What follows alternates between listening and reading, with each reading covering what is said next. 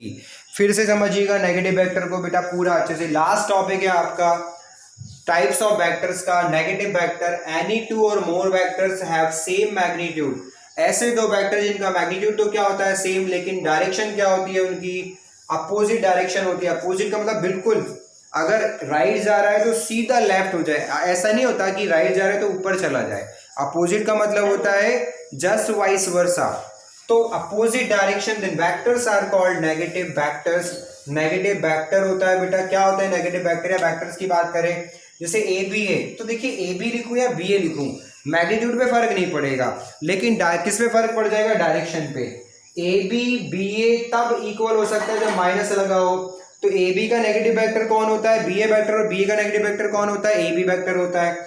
जैसे देखिए यहाँ देखिए, ये एग्जाम्पल ए वेक्टर है तो इसका मैग्नीट्यूड कितना आया, 3 आया। मैंने कहा यार इसकी डायरेक्शन बदल दो, डायरेक्शन बदल दी यानी माइनस लगा दिया, को डायरेक्शन रेशो के कोफिशिएंट वही थे, साइन बदल दिए, मैग्नीट्यूड अभी भी देखो वही आएगा। मैग्नीट्यूड तो हो सेम लेकिन डायरेक्शन बदल जाए तो ऐसे वेक्टर्स को क्या बोलते हैं हम लोग, नेगेटिव वेक्टर बोलते हैं। इस बात को वेरीफाई करके बताते हैं अपन। देखिए ए बी को क्या लिखा हमने, ओ बी माइनस ओ ए, इक्वेशन दे दी।